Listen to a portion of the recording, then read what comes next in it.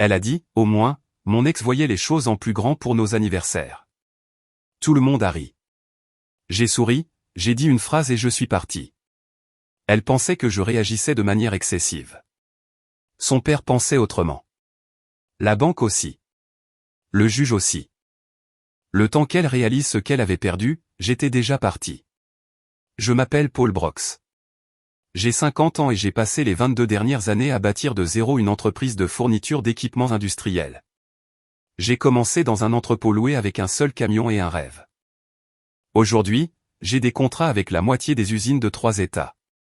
Avant, mes mains faisaient le gros du travail. Maintenant, elles signent les contrats.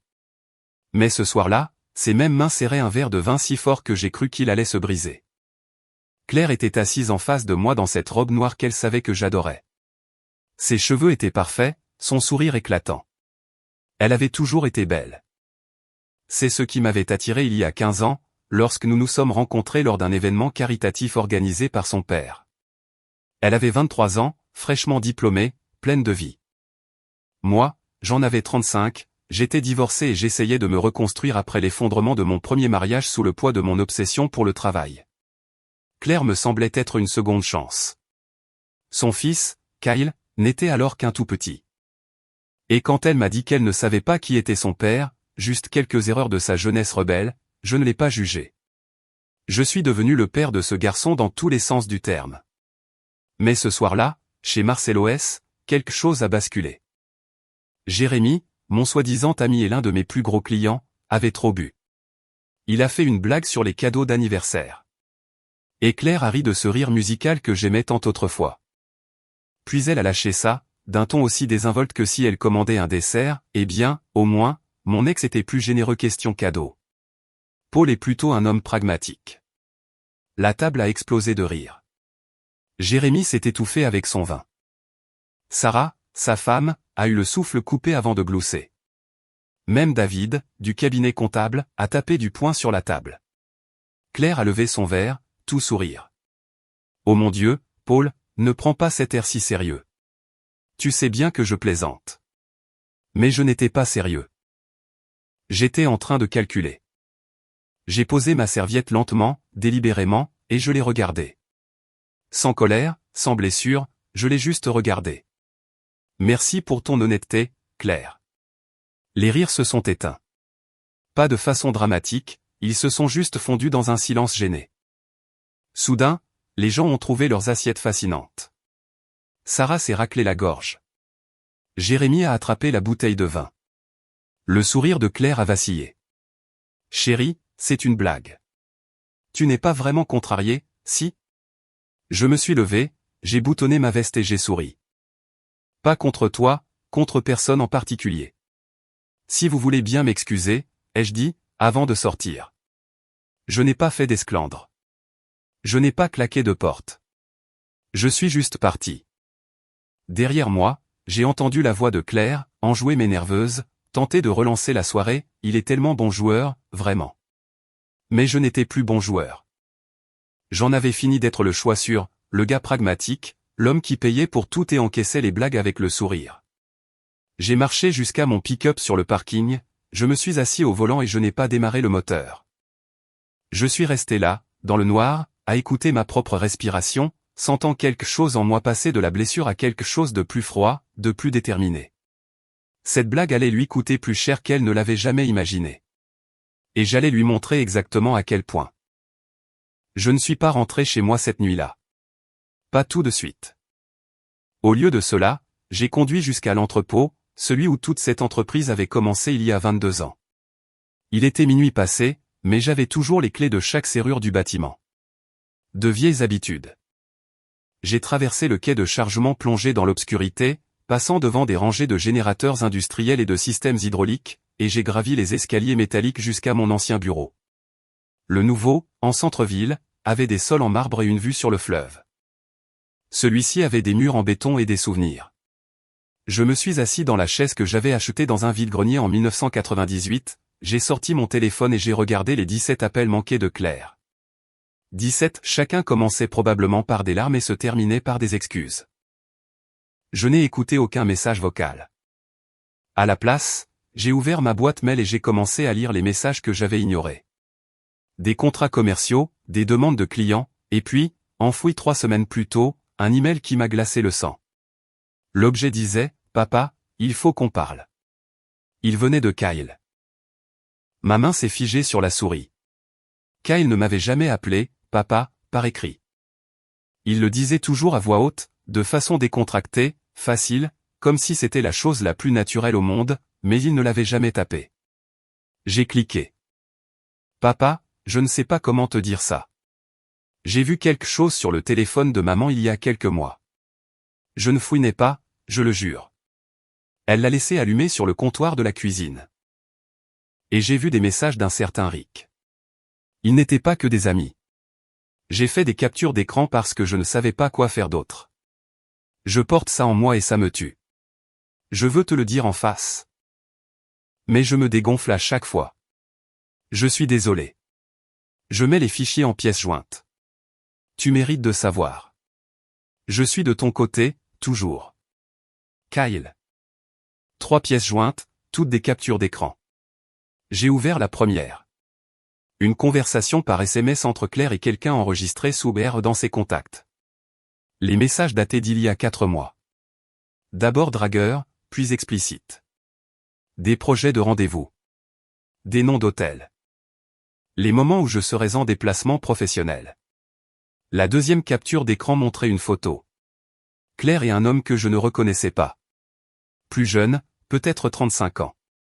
Un corps de sportif, un sourire arrogant. Ils étaient dans le box d'un restaurant, son bras autour de ses épaules, la tête de Claire penchée vers lui comme si c'était sa place. La troisième était la transcription d'un message vocal. Les mots de Claire, je sais que je devrais me sentir coupable, mais ce n'est pas le cas. Paul est un homme bien, mais il est ennuyeux. Tu me fais me sentir vivante à nouveau. Je suis resté assis là pendant 20 minutes, le téléphone à la main, à fixer ces mots. Ennuyeux. Je n'étais pas en colère. J'étais engourdi. Et puis, lentement, autre chose s'est insinuée en moi. De la lucidité. Kyle savait depuis des mois. Ce gamin de 16 ans, le garçon que j'avais élevé depuis ses 2 ans, avait porté ce fardeau tout seul, essayant de me protéger. Pendant que sa mère jouait à ses petits jeux, Kyle rassemblait des preuves. Il était plus un homme à 16 ans que la plupart des adultes que je connaissais. J'ai tapé une réponse. Kyle, merci de m'avoir fait confiance. Tu as bien agi. Ne t'inquiète pas pour ta mère. Je m'en occupe. Et mon fils, tu n'as trahi personne. Tu as protégé ce qui compte. Je suis fier de toi.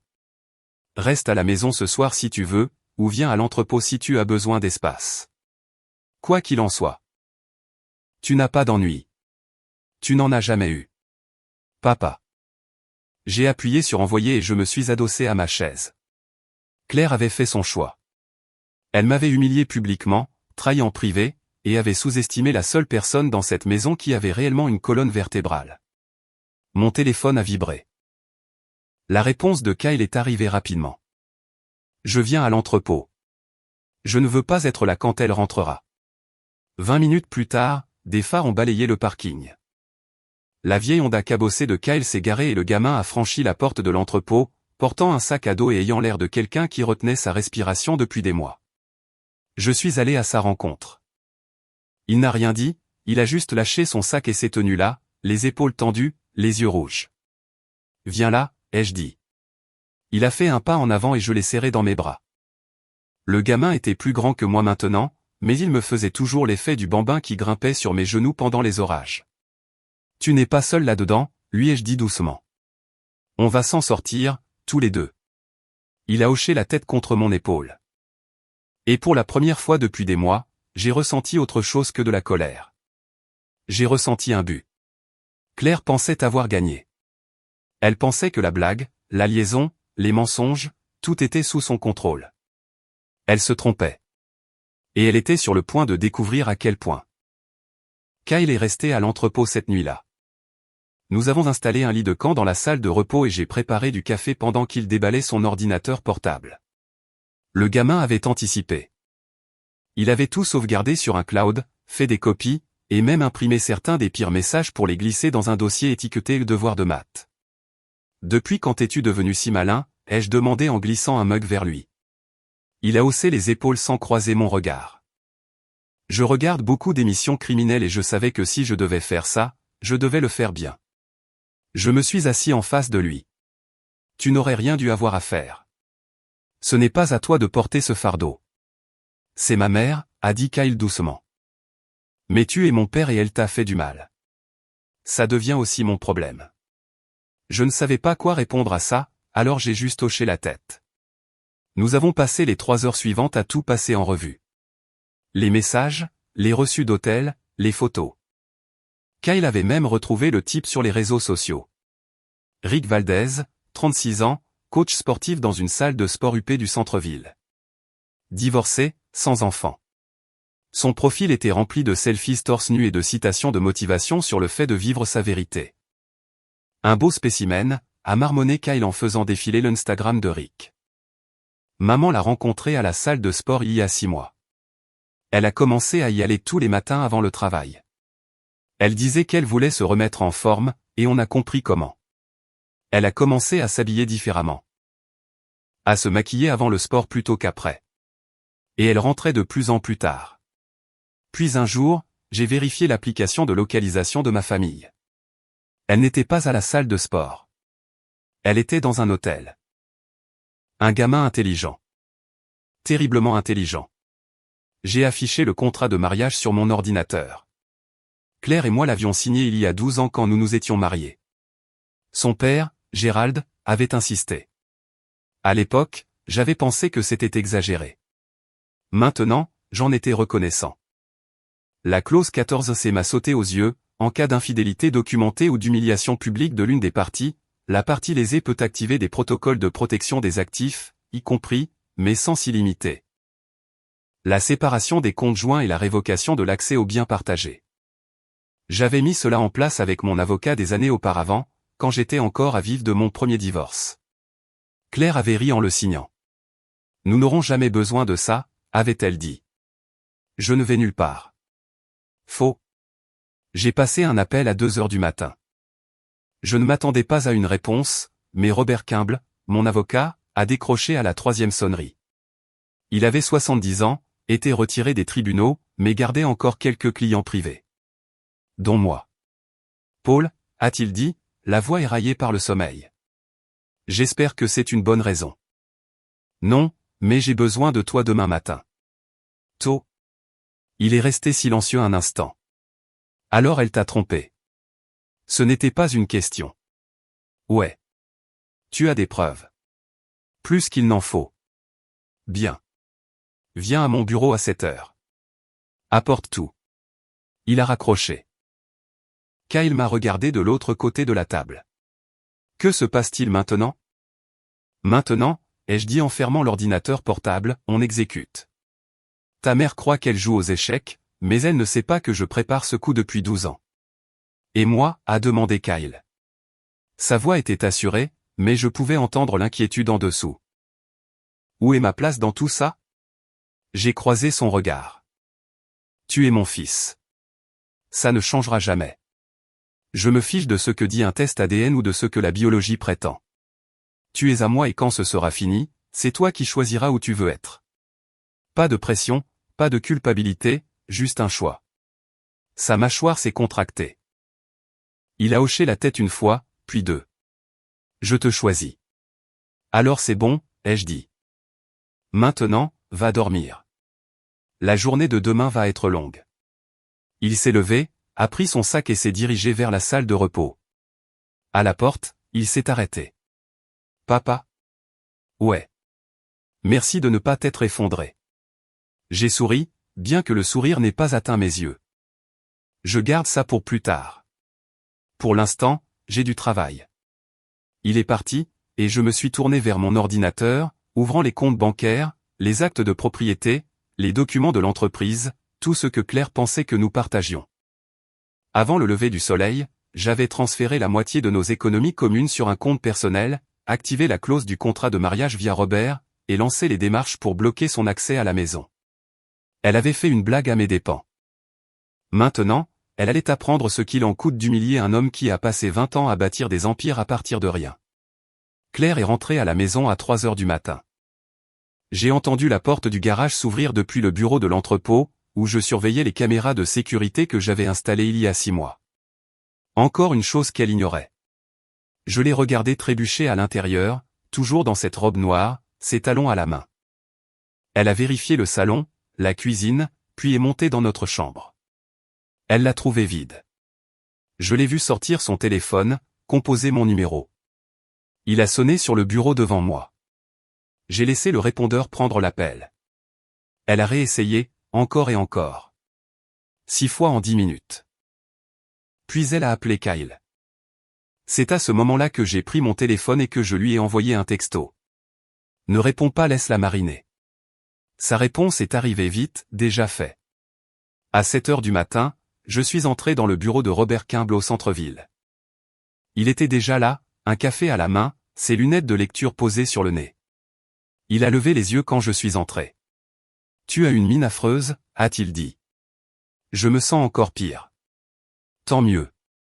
Les clients en colère prennent des décisions stupides. Tu as l'air calculateur. C'est mieux. Il a désigné la chaise en face de son bureau. Montre-moi ce que tu as. J'ai tout étalé. Les captures d'écran de Kyle, les reçus d'hôtel, les photos, les SMS. Robert les a feuilletés méthodiquement, son expression impassible. Finalement, il les a posés et m'a regardé. C'est en béton armé. Tu veux le divorce? À terme. Mais d'abord, je veux activer le contrat de mariage, la bloquer financièrement, puis demander la garde exclusive de Kyle. Il n'est pas ton fils biologique. Je suis son père depuis 14 ans. Ça compte. Robert a hoché lentement la tête. C'est vrai. Et étant donné que c'est elle qui a commis l'adultère et que Kyle a 16 ans et peut choisir où il vit, ton dossier est solide. Mais ça va devenir moche. Que ça le devienne. Il a eu un sourire fin et acéré. Je déposerai les papiers avant midi. Elle sera assignée avant la fin de la journée. Et pour la maison? Selon le contrat de mariage, tu peux révoquer son accès à toute propriété détenue à ton nom avant le mariage. Cela inclut la maison de Belmont Ridge. Fais-le. Paul, a dit Robert en s'adossant à sa chaise. Je te connais depuis 20 ans. Tu n'es pas un homme vindicatif, mais tu t'apprêtes à réduire son monde en cendres. Tu es sûr de toi. J'ai repensé à la blague, au rire, à l'humiliation, aux mois de mensonges pendant que je me tuais à la tâche pour lui offrir la vie qu'elle voulait. À la façon dont elle m'avait regardé de l'autre côté de la table, comme si je n'étais rien de plus qu'un carnet de chèques doté d'impôts. J'en suis sûr, ai-je répondu. Robert a hoché la tête. Alors au travail. À midi, le compte bancaire commun était gelé. À 14 heures, les serrures de la maison étaient changées. À 16 heures, un coursier a remis les papiers à Claire à son bureau en centre-ville. Je n'avais pas besoin d'être là pour voir sa réaction. Je pouvais l'imaginer. Le choc, la colère, la prise de conscience que le mari ennuyeux et pragmatique dont elle s'était moquée n'était pas aussi faible qu'elle le pensait. Kyle et moi avons déjeuné dans un fast-food de l'autre côté de la ville. Il grignotait ses frites, silencieux. Elle va t'appeler, ai-je dit. Je sais. Tu n'es pas obligé de répondre. Il a levé les yeux vers moi. Et si elle pleure? Alors elle pleurera. Ça ne change rien à ce qu'elle a fait. Il a hoché la tête, mais je voyais le conflit dans ses yeux. Elle restait sa mère. Cela ne disparaît pas comme ça, peu importe à quel point elle avait tout gâché. Kyle, ai-je dit, quoi que tu décides, je ne serai pas en colère. Si tu veux lui parler, parle-lui. Si tu veux la voir, voilà. C'est entre elle et moi. Tu n'as pas à choisir de camp. Je l'ai déjà fait, a-t-il dit doucement. Je t'ai choisi le jour où j'ai envoyé cet email. Mon téléphone a vibré. Un texto de Robert. Elle a appelé mon bureau 12 fois dans la dernière heure. Elle a menacé de me poursuivre en justice. Je lui ai dit de prendre son propre avocat. J'ai montré le message à Kyle. Il a presque souri. Tu crois qu'elle a compris maintenant, a-t-il demandé. Que je ne suis pas le gars sûr et ennuyeux qu'elle a épousé, ai-je dit. Ouais, je crois qu'elle commence à saisir le tableau. Gérald Lawson ne m'a pas appelé. Il a débarqué 3 jours après que Claire a reçu les papiers. Sa Mercedes noire s'est garée sur le parking de l'entrepôt à 7 heures du matin. Je l'ai observé depuis la fenêtre du bureau alors qu'il descendait, réajustait sa veste et marchait vers l'entrée comme un homme investi d'une mission. Kyle prenait son petit déjeuner à la table de la salle de repos. Il a levé les yeux en entendant les pas. « C'est grand-père Gérald » a-t-il dit doucement. « Je sais. Tu penses qu'il est là pour te crier dessus ? Probablement. » Mais quand Gérald a franchi la porte, il n'était pas en colère. Il avait l'air fatigué. Vieux, d'une manière que je ne lui avais jamais connue. Il avait 68 ans, bâti comme un homme qui avait passé sa vie dans des salles de conseil d'administration et des country clubs. Mais en ce moment, il avait l'air de quelqu'un à qui on avait coupé le souffle. « Paul » a-t-il dit. « Gérald. » Il a regardé Kyle. « Bonjour, mon garçon. »« Bonjour, grand-père. » Gérald s'est tourné vers moi. « On peut parler en privé. » J'ai fait un signe de tête vers mon bureau. Kyle est resté à table, nous observant tous les deux d'un regard attentif. À l'intérieur, Gérald s'est assis lourdement sur la chaise en face de mon bureau. Il n'a rien dit pendant un moment, fixant simplement le sol, les mains croisées sur ses genoux. « Elle est venue me voir hier » a-t-il fini par dire. En pleurs. « Elle m'a dit que tu l'avais mise à la porte, gelé les comptes, que tu lui avais pris Kyle. Elle a dit que tu étais cruel et vindicatif pour rien. Et tu l'as cru ?» Il a levé les yeux vers moi, et son regard était perçant. « Je te connais depuis 15 ans, Paul. Tu es beaucoup de choses. Vindicatif n'en fait pas partie. » Alors, non. Je ne l'ai pas cru. Je lui ai demandé ce qui s'était passé. Ce qui s'était vraiment passé. Elle m'a raconté une histoire sur une blague au dîner que tu aurais prise de façon disproportionnée. Ce n'était pas juste une blague. Je sais. Gérald a sorti une enveloppe de la poche de sa veste et l'a posée sur mon bureau. J'ai engagé mon propre détective privé. Je l'ai fait suivre la semaine dernière. Voilà ce qu'il a trouvé. J'ai ouvert l'enveloppe. D'autres photos. Claire et Rick Valdez. Différents hôtels. Différents restaurants. Des horodatage montrant qu'elle l'avait vu presque tous les jours depuis que j'étais parti. Elle n'a même pas ralenti la cadence, a dit Gérald, d'une voix neutre. Tu es parti, tu as déposé les papiers, et elle a continué comme si de rien n'était. J'ai reposé les photos. Je suis désolé que tu aies dû voir ça. Ne sois pas désolé. J'avais besoin de savoir. Il s'est adossé à la chaise, paraissant plus vieux que jamais. Quand Claire était jeune, je l'ai gâtée. Sa mère est morte quand elle avait 12 ans, et je ne savais pas quoi faire d'autre. Je lui ai donné tout ce qu'elle voulait. Je ne l'ai jamais forcée à travailler pour obtenir quoi que ce soit. Je pensais être un bon père. Mais j'ai créé quelqu'un qui ne comprend pas les conséquences. Gérald, laisse-moi t'expliquer. Il a levé la main. Je n'excuse pas ce qu'elle a fait. Je l'explique. Elle pense que le monde tourne autour d'elle. Que les gens existent pour la rendre heureuse. Et quand ce n'est pas le cas, elle passe à quelqu'un qui le fera. C'est ma faute, pas la tienne. Qu'est-ce que tu essaies de dire ? Je dis que tu fais ce qu'il faut. Mets-la à la porte. Prends la maison. Protège Kyle. Gérald a regardé vers la porte, où Kyle était toujours assis dans la salle de repos. Ce garçon mérite mieux que ce qu'elle lui offre. Et franchement, toi aussi. Je ne savais pas quoi répondre. Gérald s'est levé. Je vais modifier mon testament. Claire n'héritera pas d'un centime. Tout ira à Kyle, dans un fonds fiduciaire que tu géreras. Je demanderai à mon avocat de préparer les papiers cette semaine. Tu n'es pas obligé de faire ça. Si, je le suis. Parce que si je lui laisse cet argent, elle le dilapidera en 5 ans et n'aura plus rien. Mais Kyle. Il a ton bon sens, ton éthique de travail. Il fera quelque chose de sa vie. Gérald a marché jusqu'à la porte, puis s'est arrêté. Paul, je suis désolé pour ce qu'elle t'a fait. Pour ne pas l'avoir vu plus tôt. Tu es un homme bien. Tu mérites mieux. Merci, Gérald. Il est parti, juste comme ça. Pas de drame, pas de colère. Juste un père acceptant que sa fille avait échoué et choisissant de faire ce qui était juste malgré tout. Kyle est apparu dans l'embrasure de la porte un instant plus tard. Qu'est-ce qu'il a dit? Il est de notre côté, lui ai-je répondu. Les épaules de Kyle se sont affaissées de soulagement. Je croyais qu'il me détesterait de t'avoir choisi. Non. Il est fier de toi. Kyle a hoché la tête, mais je pouvais voir l'émotion bouillonner derrière ses yeux. Il venait de perdre sa mère dans tous les sens du terme. Et même s'il m'avait choisi, même s'il savait que c'était le bon choix, ça faisait toujours mal. Viens là, ai-je dit. Il a traversé la pièce et je l'ai serré dans mes bras. Il avait 17 ans maintenant, presque un homme, mais il avait encore besoin de ça. Nous en avions tous besoin. On va s'en sortir, ai-je dit doucement. Tous les deux. Je sais, a dit Kyle. Parce que tu n'abandonnes jamais. Non, ai-je pensé, je n'abandonne jamais. 2 semaines après la signification des papiers, Robert Kimble m'a appelé avec des nouvelles auxquelles je ne m'attendais pas. Paul, nous avons un problème. Ou plutôt, Claire a un problème et tu es sur le point d'en tirer profit. Quel genre de problème?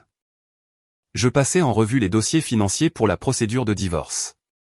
Tu sais, un audit de routine, pour m'assurer que tout est en ordre.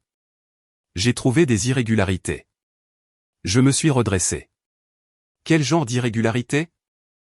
Le fonds universitaire que tu as mis en place pour Kyle, celui avec 150 000 $ dessus. Il est à 82 000 maintenant. Mon sang s'est glacé. Quoi? 68 000 $ retirés au cours des 18 derniers mois. Plusieurs transactions, toutes autorisées par Claire. Elle avait un accès conjoint au compte. Où est passé cet argent? C'est ce sur quoi je travaille. Mais en me basant sur les dates et les montants des retraits, et en les recoupant avec ses relevés de carte de crédit, je dirais qu'elle l'utilisait pour financer son train de vie. Hôtel, dîner. Cadeau. Il y a même un achat de 5 000 $ dans une bijouterie le jour même où elle a retiré 10 000 $ du fonds de Kyle. Je me suis levé, faisant les 100 pas dans le bureau. Elle a volé son propre fils. Techniquement, c'était un compte joint, donc ce n'est pas un vol au sens légal. Mais moralement, ouais, elle l'a volé. Peut-on utiliser ça? Absolument. Cela démontre une irresponsabilité financière, une négligence parentale, un détournement de fonds destinés à un mineur. Le juge va adorer ça, ou plutôt, il va la détester pour ça, ce qui revient au même. Je veux que chaque transaction soit documentée, que chaque dollar soit justifié. C'est déjà en cours. J'aurai un rapport complet d'ici la fin de la semaine. J'ai raccroché et je suis resté là, à fixer le mur, ressentant quelque chose qui allait bien au-delà de la colère. Kyle avait cumulé les petits boulots à temps partiel depuis ses 14 ans, économisé de l'argent, parlé de l'université comme de son grand rêve, et Claire avait siphonné son avenir pour payer des chambres d'hôtel avec son coach sportif de petit ami. Je suis sorti dans l'entrepôt. Kyle aidait l'un de mes gars à charger des pompes hydrauliques sur un camion. Il m'a vu et a trottiné vers moi. « Papa, ça va? T'as l'air de quelqu'un qui vient de voir son chien se faire écraser. » Je n'ai pas pris de gants. Ton fonds universitaire. Ta mère a retiré 68 000 $ au cours de l'année et demie écoulée. Son visage est devenu inexpressif. Quoi? Elle s'en est servie. Hôtel, restaurant, cadeau. Elle a dépensé l'argent de tes études pour financer sa liaison. Kyle est resté planté là, assimilant l'information. Puis sa mâchoire s'est contractée et une lueur sombre a traversé son visage. J'ai travaillé pour cet argent. J'ai économisé. J'ai mis la moitié de tout ce que j'ai gagné en tondant des pelouses et en mettant des articles en rayon. Je sais. Et elle l'a juste pris. Ouais. Il s'est détourné, les mains dans les poches, les épaules tendues. Je lui ai laissé 1 minute. Quand il s'est retourné, ses yeux étaient rouges mais secs. Je ne veux plus la voir, a-t-il dit doucement. Je sais que j'avais dit que j'y réfléchirais, mais c'est fini. Elle peut pleurer tout ce qu'elle veut. Je m'en fiche. Tu es sûr? Ouais. Elle a volé mon avenir pour payer sa petite vie. Ce n'est pas une mère. C'est une voleuse. J'ai posé une main sur son épaule. Nous allons reconstituer le fonds. Je vais égaler ce qu'elle a pris, dollar pour dollar. Tu n'es pas obligé. Si, je le suis. Tu as gagné cet argent. Tu mérites de l'avoir. Kyle a hoché la tête, puis a levé les yeux vers moi. Qu'est-ce qui va lui arriver maintenant? Maintenant? Elle en répondra au tribunal devant le juge, et elle expliquera pourquoi elle a pensé que c'était normal de voler son propre fils. Bien, a dit Kyle. Et il le pensait sincèrement. L'enveloppe est arrivée 6 semaines après que j'ai demandé le divorce. Un papier épais couleur crème, mon nom écrit dans une élégante écriture dorée. À l'intérieur, une invitation au gala annuel de la Fondation Lawson, célébrant 25 ans d'œuvres caritatives dans le domaine de la sécurité industrielle et de l'éducation. Je l'ai fixé, assis dans mon bureau de l'entrepôt, mon café refroidissant sur le bureau. Ce gala était la fierté et la joie de Gérald. Chaque année, il rassemblait l'élite du monde des affaires de la ville, récoltait des fonds pour des bourses et des programmes de sécurité, et prononçait des discours sur la responsabilité et l'héritage. J'y avais assisté 12 fois, toujours avec Claire à mon bras, jouant toujours le rôle du gendre d'un grand soutien. Cette année serait différente. Kyle est entré, a vu l'invitation et a haussé un sourcil. Tu y vas. J'y réfléchis. Maman y sera. Je sais. Tu es sûr de vouloir affronter ça. J'ai reposé l'invitation. Kyle, j'ai passé le dernier mois et demi à me cacher, à déplacer de l'argent, à remplir des papiers, à éviter la confrontation. Il est peut-être temps que j'arrête de me cacher. Qu'est-ce que tu vas faire? M'y présenter. Être présent. Que tout le monde voit que je ne suis pas l'homme brisé qu'elle a probablement décrit. Kyle a hoché lentement la tête. Je peux venir? Tu en as envie? Ouais. Grand-père Gérald me l'a demandé. Il a dit que ça compterait beaucoup pour lui. Et franchement, je ne serai là que pour toi. J'ai regardé ce gamin, presque un homme maintenant, qui m'avait choisi à la place de sa propre mère, qui avait porté des secrets et de la culpabilité tout en réussissant à garder la tête haute. Alors, on ira ensemble, ai-je dit. Le soir du gala, Kyle et moi avons conduit jusqu'au centre-ville dans mon pick-up. Il portait un costume gris anthracite que je lui avais acheté l'après-midi même, et qui lui allait parfaitement. Il n'arrêtait pas d'ajuster sa cravate. Tu as fière allure, lui ai-je dit. J'ai l'impression d'être déguisé. Ce n'est pas le cas. Tu te représentes toi-même, et tu le fais bien. Nous nous sommes arrêtés devant le Grand View Hotel, avons confié les clés au voiturier et franchi les portes massives de la salle de bal. L'endroit était noir de monde. Des chefs d'entreprise, des responsables municipaux, des donateurs, tous sur leur 31, tenant des coupes de champagne et faisant la conversation. Et là, près du centre de la pièce, se trouvait Claire. Elle portait du rouge, toujours du rouge quand elle voulait attirer l'attention. Ses cheveux étaient relevés, son maquillage parfait, et elle riait avec un groupe de femmes que je connaissais de son cercle social. Elle ne m'avait pas encore vu. Gérald nous a repérés le premier. Il a traversé la pièce, m'a serré la main fermement, puis a pris Kyle dans ses bras. « Content que vous soyez venu, m'a dit Gérald. Je ne l'aurais manqué pour rien au monde. Elle a raconté aux gens que tu étais instable. Que tu essayais de monter Kyle contre elle. Et que disent les gens? Gérald a souri. Ils sont polis en face d'elle, mais j'ai eu 3 personnes distinctes qui m'ont pris à part pour me demander si tu allais bien. Les nouvelles vont vite dans ces milieux-là. Bien. Kyle et moi nous sommes déplacés dans la pièce. J'ai serré des mains, fait la conversation, agi comme si de rien n'était. Toutes les quelques minutes, je surprenais quelqu'un en train de jeter des regards entre moi et Claire, assemblant les pièces du puzzle. Puis, elle m'a vu. Nos regards se sont croisés à l'autre bout de la pièce.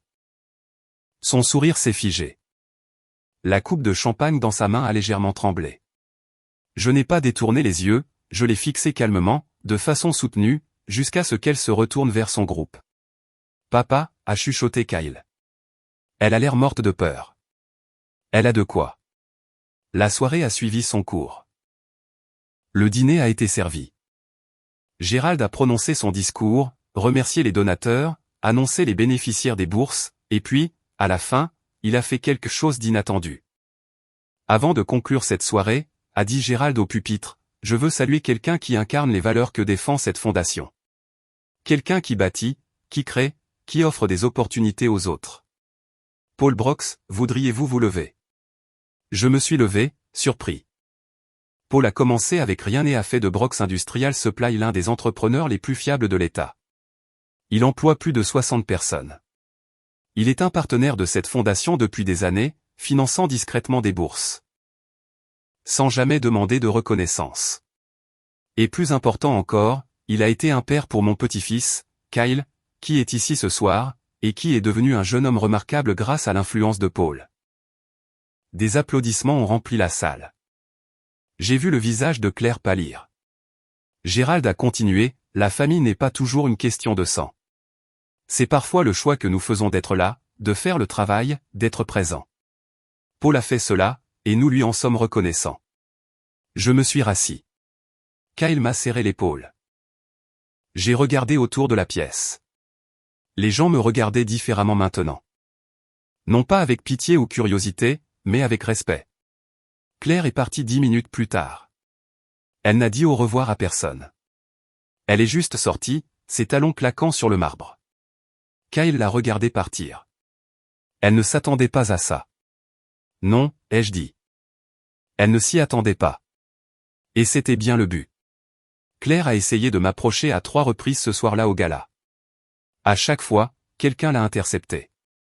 D'abord, Gérald, qui l'a prise à part pour ce qui ressemblait à une conversation tendue.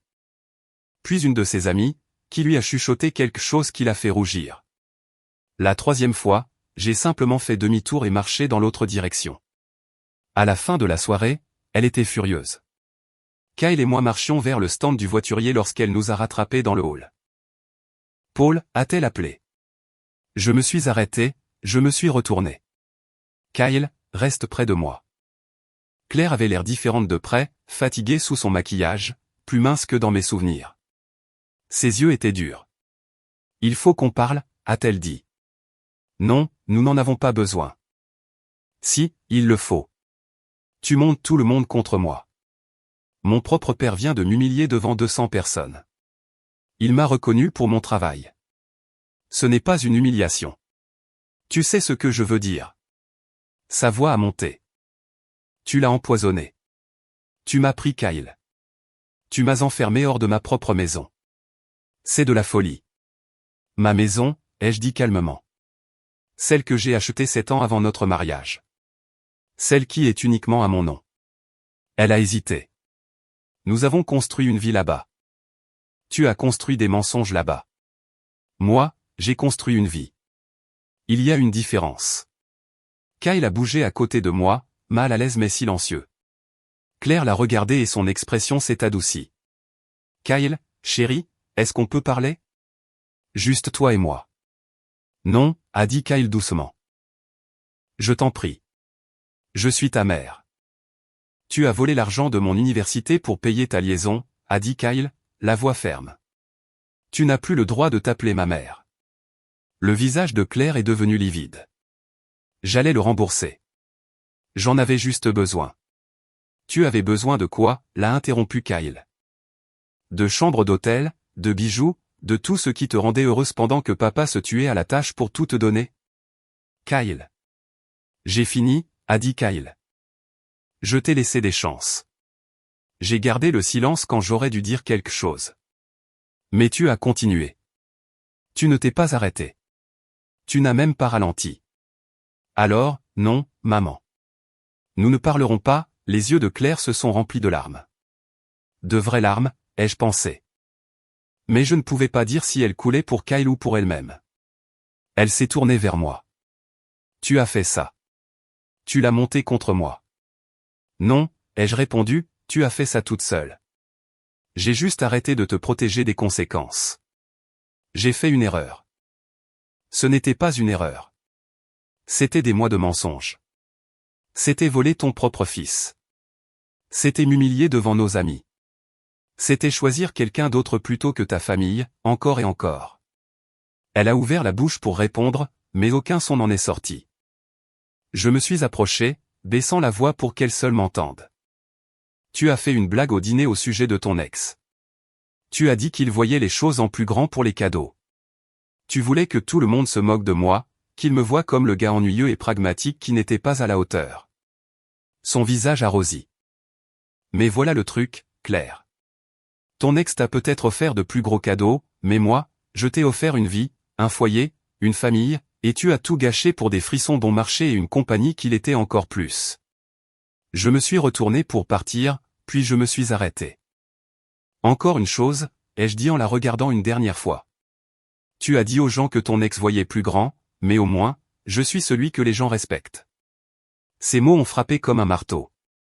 Claire est restée là, figée, pendant que Kyle et moi nous éloignions. Dehors, le voiturier a amené mon pick-up. Kyle est monté en silence. Alors que nous nous éloignions, il a fini par parler. C'était brutal, papa. Elle l'avait mérité. Ouais, a dit Kyle. Elle l'avait mérité. Nous sommes rentrés en silence, mais ce n'était pas inconfortable. C'était le silence de deux personnes qui venaient de livrer une bataille et de la gagner. La salle d'audience était plus petite que ce que j'imaginais. Des murs simples, un éclairage au néon, des rangées de bancs en bois. Claire était assise à la table des accusés avec son avocate, une femme à l'allure stricte d'une quarantaine d'années, qui avait probablement déjà entendu toutes les excuses du monde. Kyle était assis à côté de moi, les mains croisées sur les genoux. La mâchoire serrée. La juge Patricia Hartwell est entrée et nous nous sommes tous levés.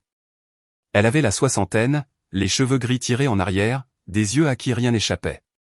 Elle siégeait depuis 30 ans.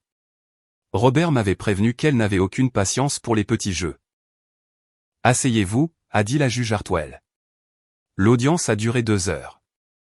Robert a tout présenté méthodiquement, la liaison, les reçus d'hôtel, les captures d'écran des messages, le témoignage de Kyle sur la découverte des preuves, les dossiers financiers montrant que Claire avait siphonné 68 000 $ du fonds universitaire de Kyle. L'avocate de Claire a essayé de retourner la situation. Votre honneur, ma cliente reconnaît que des erreurs ont été commises pendant le mariage. Cependant, le compte en question était un compte joint et Madame Brox y avait légalement accès. L'accès légal ne signifie pas une utilisation éthique, l'a interrompu la juge Hartwell. Poursuivez. Robert a ensuite évoqué le contrat de mariage.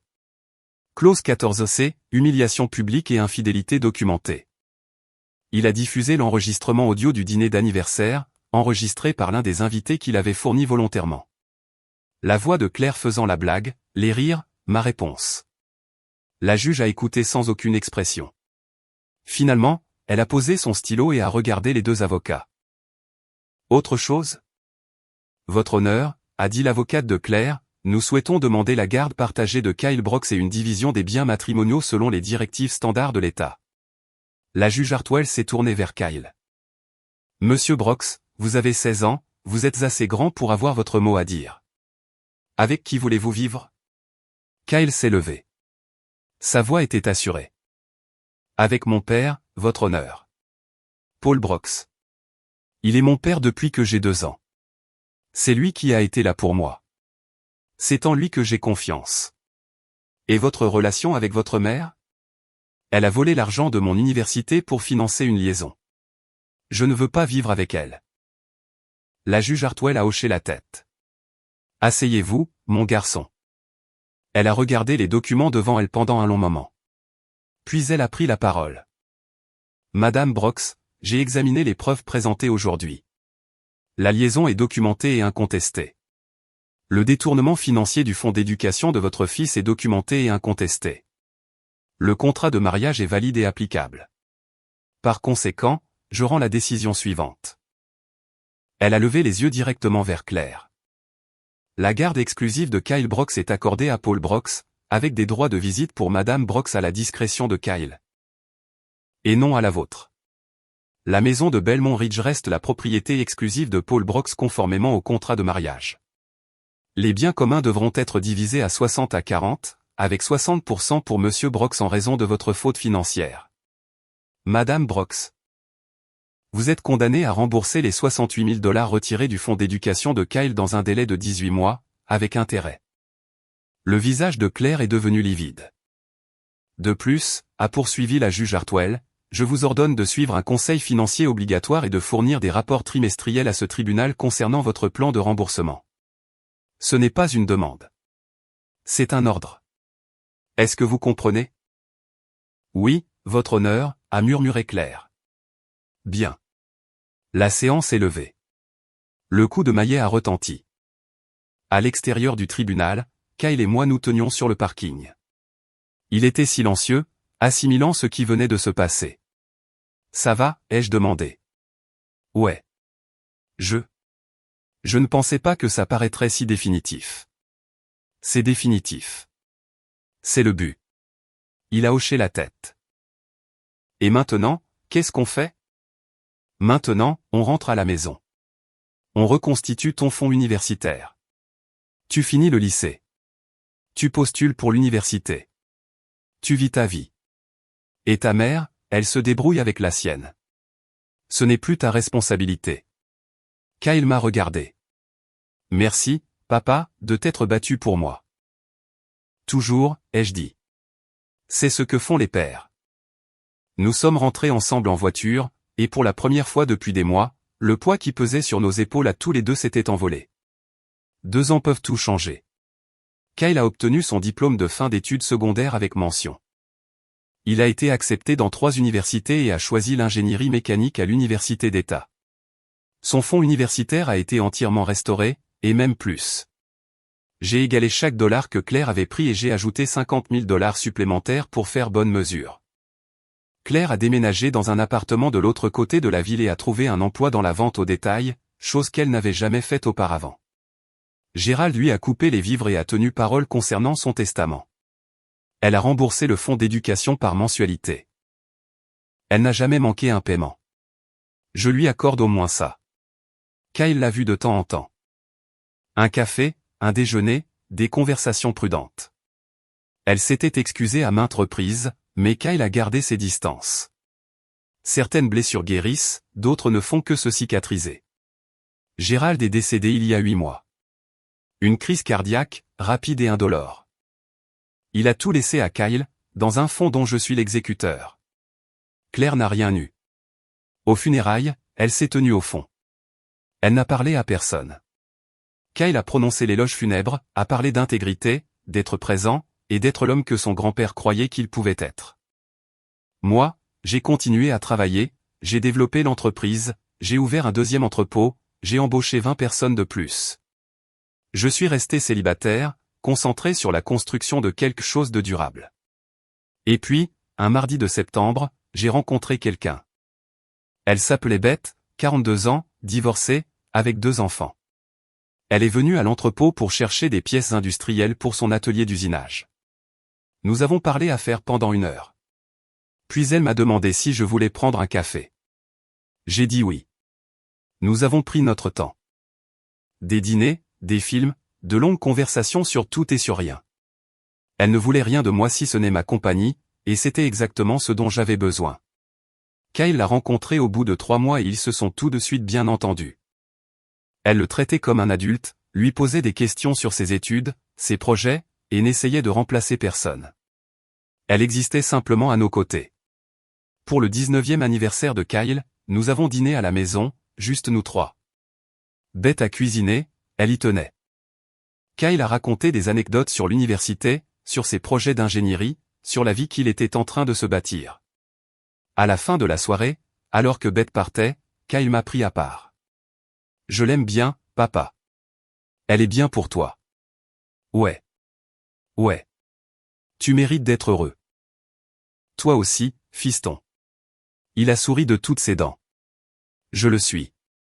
Grâce à toi. » Après son départ pour le campus le lendemain matin, je me suis assis sous le porche avec mon café, regardant le jardin, repensant à tout ce qui s'était passé. Claire avait fait une blague. Une blague stupide et irréfléchie, censée faire rire. Elle pensait que c'était inoffensif. Elle pensait que je l'encaisserais comme je l'avais toujours fait. Que je ravalerais ma fierté. Que je serais bon joueur. Mais cette blague lui avait tout coûté. Son mariage, son fils, le respect de son père, son héritage, et moi. J'avais perdu une femme, j'avais gagné en lucidité, et j'avais appris que parfois, la chose la plus forte qu'un homme puisse faire est de partir et de laisser les conséquences s'abattre. Mon téléphone a vibré. Un texto de Beth. Un café plus tard? C'est pour moi. J'ai souri et j'ai répondu. Ça me va. La vie avance. Certaines personnes avancent avec elle. D'autres restent sur le bord de la route. J'avais choisi d'avancer, et je ne regardais pas en arrière.